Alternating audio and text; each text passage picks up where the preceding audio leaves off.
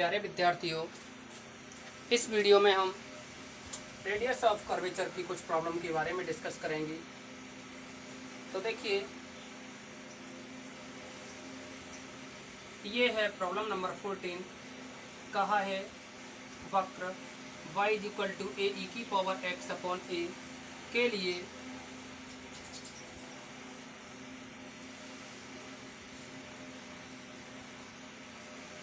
सिद्ध कीजिए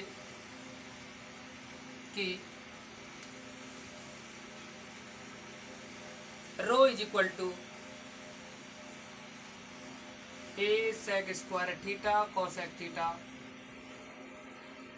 जहाँ थीटा = tan इनवर्स y/a ये दे रखा है।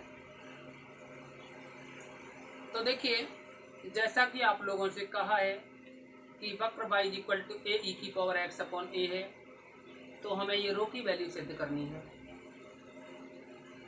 तो आप रो की वैल्यू निकालने के लिए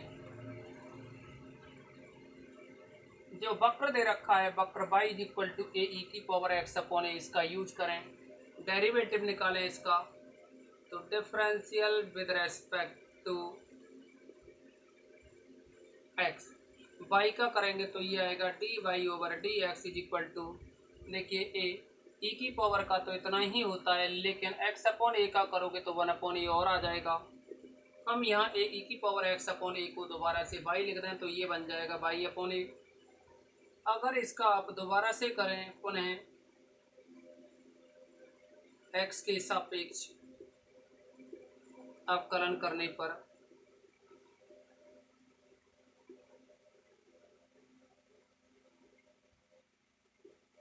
तो ये बन जाएगा d2y/dx² देखिए 1/a यूं ही लिखोगे, y का करोगे तो ये हो जाएगा dy/dx, और हम dy/dx की वैल्यू पुनः y/a लिखें तो ये 1/a × y/a, तो ये बन जाएगा y/a²। अब इसी के साथ में रो निकालने के लिए जो फॉर्मूला है, रो = वो होता है 1 + y1² तो देखिए 1 + y1², तो y1 की जो वैल्यू है वो है y/a, तो इसका स्क्वायर करोगे तो ये बनेगा y² इसकी पावर 3/2 y2 की वैल्यू है ये y/a²। तो देखिए, अगर ऊपर एलसीएम लिया जाए तो ये बनेगा a² + y² की पावर 3/2, लेकिन इस a² को 3/2 से बाहर निकालोगे, 2 कैंसिल होकर के a³ बाहर निकलेगा, ये a³ बाहर निकलेगा, नीचे ही आएगा वो, साथ में ये y/a² और है। a² से a³ कैंसिल किया जाए तो ये बनेगा ऊपर a² प्लस का y² की पावर 3/2 में a/, ये रह जाएगा। तो देखिए, यहाँ जो दे रखा है इससे y की वैल्यू निकालें तो y की वैल्यू निकलेगी। देखिए, पहले तो ये tan थीटा = y/a होगा, तो y = a tan थीटा आएगा, y = a tan थीटा। अगर हम y की वैल्यू a tan थीटा रखें यहाँ, तो ये बन जाएगा a², y की वैल्यू a tan थीटा रखेंगे यानी a² tan² थीटा, इसकी पावर 3/2 में a/, तो ये है a × y की वैल्यू है ये a tan थीटा, ये बन जाएगा।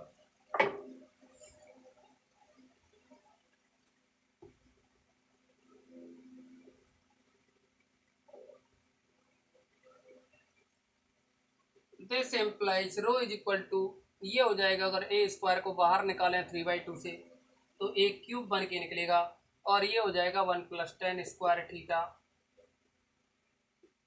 की पावर 3/2 में a² tan² थीटा। अब देखिए, a² से a³ कैंसिल करोगे तो a टाइम, और 1 + tan² हो जाएगा sec² थीटा, इसकी पावर रहेगी 3/2 में है ये tan² थीटा। इसी के साथ a sec, देखिए ये 2 इससे कैंसिल हो जाएगा, ऊपर बचा ये sec³ थीटा, नीचे जो tan है इसे लिखोगे sin/cos, तो sin² थीटा cos² आएगा, वो cos² ऊपर चला जाएगा। अब यहाँ ऊपर रह जाएगा एक सेक, उससे ये कॉस स्क्वायर तो कैंसिल हो जाएगा एक सेक स्क्वायर से, तो एक सेक ऊपर बचेगा, लेकिन साइन स्क्वायर को ऊपर ले जाओगे तो कॉसेक स्क्वायर थीटा हो जाएगा। यही आपसे इस प्रॉब्लम में इम्प्रूव करवाया था। इसी के साथ एक और प्रॉब्लम सेलेक्ट करें। तो देखिए एक क्वेश्चन है, ये 50 नंबर का है। इसमें प्रूव करवाया है आपसे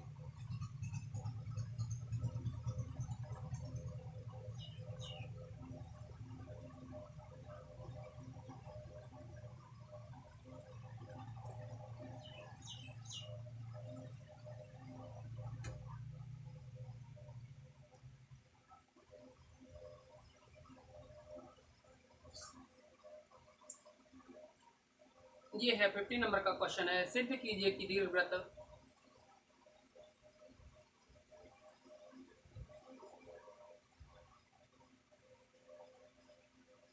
सिद्ध कीजिए कि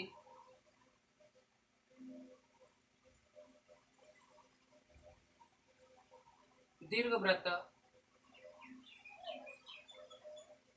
x square upon a square plus y square upon b square is equal to 1 के दीर्घ अक्ष के किसी सिरे पर के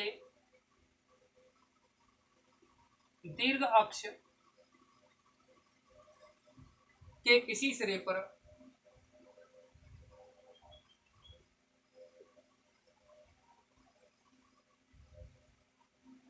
वक्रता त्रिज्या दीर्घवृत्त के अर्धनाभिलंब के बराबर होती है।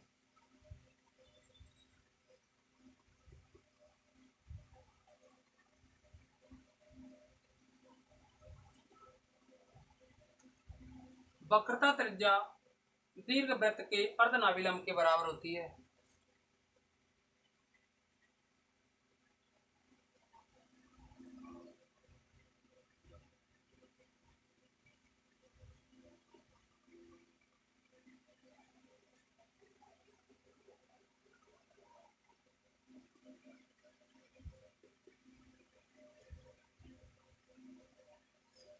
तो देखिए जैसा कि आप लोगों से कहा है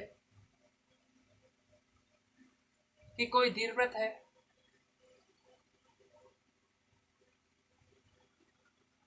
इसका एक सिरा ए है, दूसरा सिरा बी है। सिद्ध कीजिए कि इस दीर्घवृत्त, देखिए इसके जो सिरे पॉइंट है ये होगा A0, ये होगा 0B, ए और बी अर्धनाभिलंब है। के दीर्घ अक्ष यानी ये है आपकी OA, ओ पॉइंट के कोऑर्डिनेट आप जानते हैं 0 0 होंगे। के सिरे पर वक्रता त्रिज्या यानी ए सिरे पर जो वक्रता त्रिज्या है वो है दीर्घवृत्त के अर्धनाभिलंब के बराबर होती है। देखिए दीर्घवृत्त का जो अर्धनाभिलंब होता है, पूरा नाभिलंब होता है, ये बनता है 2b स्क्वायर बाई ए। अर्धनाभिलंब की बात करें तो इसको 2 से भाग दे दो तो ये हो जाएगा b स्क्वायर अपॉन ए। ये सिद्ध करना है। तो हमें जो प्रूव करना है कि वक्रता त्रिज्या रो है वो b स्क्वायर अपॉन ए के बराबर होगी। इसे सिद्ध करने के लिए सबसे पहले ए पॉइंट के जो कोऑर्डिनेट हैं A0, इस पर वक्रता त्रिज्या रो निकालेंगे और रो निकालने के लिए हम दीर्घवृत्त का यूज करें। दीर्घवृत्त x square upon a square, देखिए इसको दो तरह से कर सकते हो, एक थीटा 0 करके भी कर सकते हो। Y square upon b square is equal to 1। अगर आप इसका differential with respect to x करें तो एक्स स्क्वायर का 2x अपॉन में a square plus y square का 2y अपॉन बी स्क्वायर, और बाई का करोगे तो dy over dx equal to 1। अब देखिए A0 पर एक सिरा जो A है उस यानी दीर्घ अक्ष का जो जैसा कि आपसे कहा है कि दीर्घ अक्ष के किसी सिरे पर यानी या तो इधर वाले सिरे पर या उस वाले सिरे पर, तो क्या है पॉजिटिव में लेके चले तो अच्छा रहता है। तब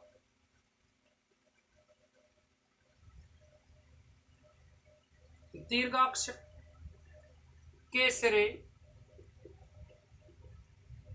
A0 पर, 0 का मतलब है देखिए बाई की जगह 0 लिखोगे, x की जगह a लिखोगे, 2a upon a square plus का 2 आप यहाँ बाई की जगह 0 लिखोगे तो 0 अपॉन में बी स्क्वायर और ये है d y upon d x, ये बनेगा। अब आप इसको कैलकुलेट करें, इक्वल में 1 है। अब क्योंकि यहाँ ए से तो ए कैंसिल हो जाएगा,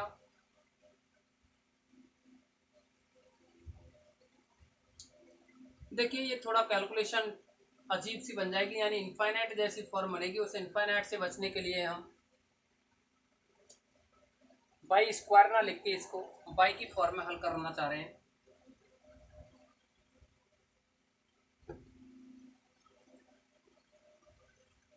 यानी हम इसको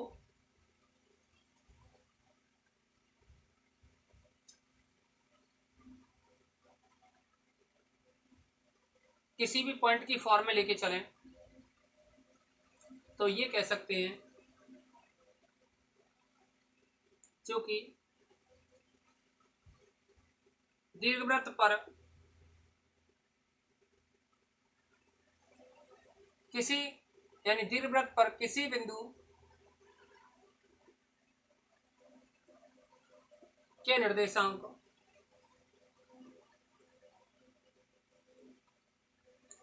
x is equal to a cos theta, y is equal to b sine theta, ये बनता है। लेकिन देखिए a पर x की जगह x इज इक्वल टू ए रहेगा, y की वैल्यू 0 रहेगी, तो आप x और y की वैल्यू उनको काम में बाद में ले लेंगे।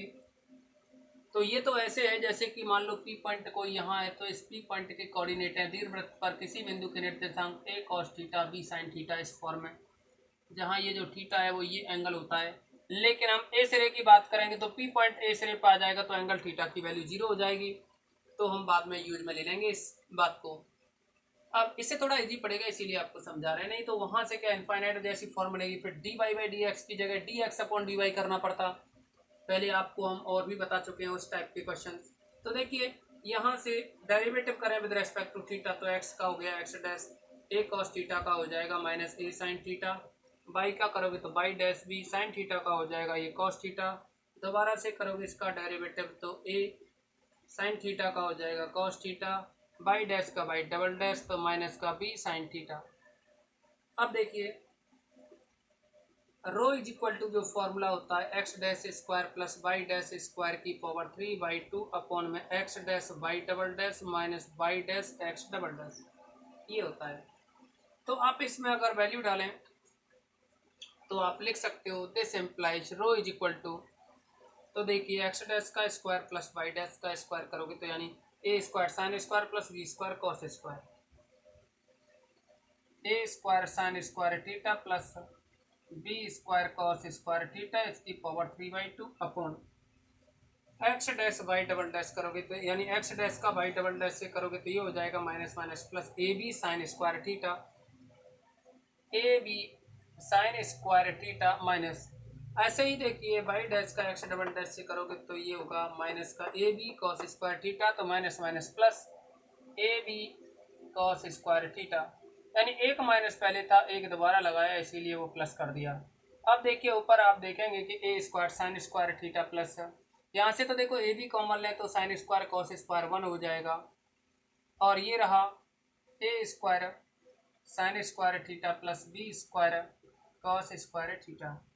अब जैसा कि हम आपको बताना चाह रहे थे कि ए सिरे पर, क्योंकि ए सिरे पर थीटा इक्वल टू जो है 0 रहेगा, तब रो की जो वैल्यू बनेगी यहाँ थीटा की वैल्यू 0 रख दो तो ये हो जाएगा 1 अपॉन ए बी, और यहाँ जैसे ही 0 लिखोगे तो यहाँ साइन 0 0 हो जाएगा प्लस बी स्क्वायर कॉस 0 1 होगा। तो देखिए यहाँ से एक बी से एक बी कैंसिल हो जाएगा तो बी बाई ए बचेगा, तो ये रहेगी रो। अब देखिए इसमें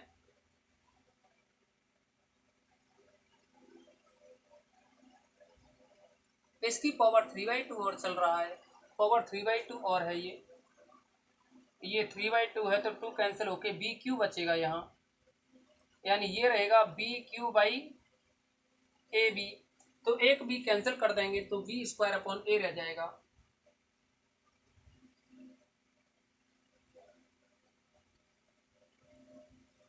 यानी हम इसको लिख सकते हैं this implies rho is equal to, एक बी कैंसिल करें तो ये आएगा बी स्क्वायर बाई ए, यही अर्धनाभिलंब है।